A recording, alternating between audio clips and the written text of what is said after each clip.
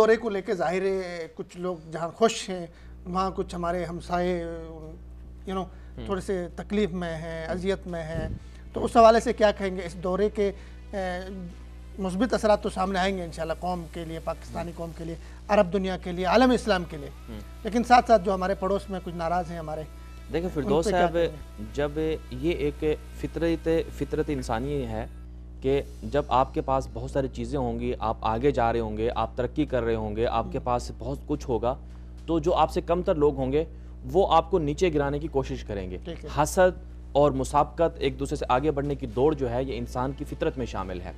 اسی طرح پاکستان جو ہے یہ الحمدللہ دنیا کا ایک بڑا ملک ہے، اور پاکستان کی ذمہ دار ملک ہے، اور پاکستان کی اس حوالے سے ہمیشہ سے یہ جو تاریخ رہی ہے، پاکستان کی جو قوم ہے، پاکستان کی عوام ہے، وہ ایک دنیا کی بہترین قوم ہے، بہترین دماغ ہے ان کے پاس۔ تو الحمدللہ ہم نے جب سے آزادی حاصل کی ہے پاکستان نے، اس کے بعد سے ہم پیچھے نہیں گئے ہیں بلکہ ہمیشہ سے آگے جا رہے ہیں۔ یہ اگرچہ ٹھیک ہے کہ ہم پر کچھ لوگ ایسے آگے کہ ہم ان لوگوں کی وجہ سے، اچھی قیادت نہ ہونے کی وجہ سے ہم پیچھے رہ گئے، لیکن یہ ہے کہ آگے آگے بڑھتے رہیں۔ تو اب جیسے کہ آپ نے ذکر کیا کہ پاکستان، یہ کہنا چاہے رہے الفت میں گو ہم پر بہت مشکل مقام آئے، ہاں جی بالکل، ہم منزل سے باز آئے آگے، ہاں بالکل، آگے ہم نے سبقت کرتے رہنی ہے۔ اب یہ ہو رہا ہے کہ پچھلے 10 سال سے، اگر 10 سال زیادہ عرصہ ہو گیا، اس سے تھوڑا سا کم، 5-6 سال 7 سال سے ہم نے دیکھ رہے ہیں پاکستان کے ادارے متحد ہو گئے ہیں، قوم متحد ہو گئی ہے، نوجوانوں میں شعور آ گیا ہے، یعنی کہ سارے کے سارے لوگ یہ سمجھ گئے ہیں کہ آج جو یورپ اور امریکہ جہاں پر کھڑا ہوا ہے، ہم ان سے آگے جا سکتے ہیں، ہمارے پاس ان سے زیادہ وسائل ہیں۔ یہ میڈل ایسٹ کے جو ممالک ہیں ان کے پاس اگر پیٹرول ہے تو پاکستان کے اندر ان سے زیادہ پیٹرول ہے، ان سے زیادہ معدنیات ہیں۔ پاکستان کا صوبہ بلوچستان جو ہے بہت سارے معدنیات سے، وسائل سے مالا مال ہے۔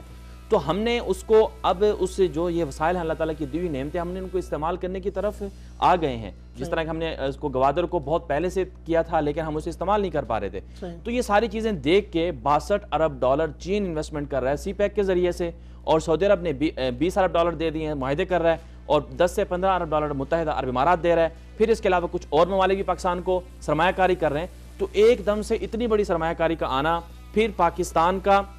اور یہ حقیقت یہی ہے دنیا کی، یہ بالکل یہ حقیقت ہے کہ مڈل ایسٹ جو ہے یہ دنیا کا ہب ہے، دنیا کا دل ہے، دنیا کا مرکز ہے۔ کیوں؟ یہیں پر سے انسانیت کی ابتدا ہوئی، یہیں پر انبیاء کرام آئے، یہیں پر سے آگے دنیا بڑھی، اور یہیں پر وسائل اور مالا مال ہے۔ اسی وجہ سے ہم کہتے ہیں کہ حرمین شریف مکہ مکرمہ جو ہے سنگم جو ہے وہ یہی ہے، تو اس لیے اس نے آگے جانا ہے۔ اور اب جو نیا بلاک بن رہا ہے سی پیک کے ذریعے سے، کافی لوگ اس کے اندر شامل ہو رہے ہیں، تو یہ جو ہمارے روایتی حریف دشمن ہیں جو چاہتے تھے یار پاکستان آگے نہ جائے، پاکستان ترقی نہ کرے، انہوں نے کوئی سازشیں کرنی ہے۔ آپ نے ریسنٹلی دیکھ لیا کہ ہم مختلف اوقات میں دیکھتے ہیں، ہم نے گوادر سٹارٹ کیا، سی پیک سٹارٹ کیا، چابہار سٹارٹ ہو گیا، ٹھیک ہے، پھر اسی طرح سے پاکستان کو کمزور کرنے کے لیے کبھی افغانستان کی سرحد سے پاکستان پر حملے ہو جاتے ہیں، کبھی ایل او سی سے ہو جاتے ہیں، اور کبھی ایران کی سرحد سے پاکستان میں دراندازی ہو جاتی ہے۔ اور ابھی جو پچھلے ہفتے ہم نے دیکھا کہ کشمیر کے اندر جو حملہ ہوا اس کا الزام پاکستان پر دھر دیا گیا، ٹھیک ہے، اور متنازع قسم کے دورے کو، ولی عہد کے دورے کو متنازع بنانے کی کوشش کی گئی۔ پھر ہم نے دیکھا کہ چابہار میں جو ہے ایرانی 50 کے قریب فوجی مارے گئے، وہ خود زاہدان کے اندر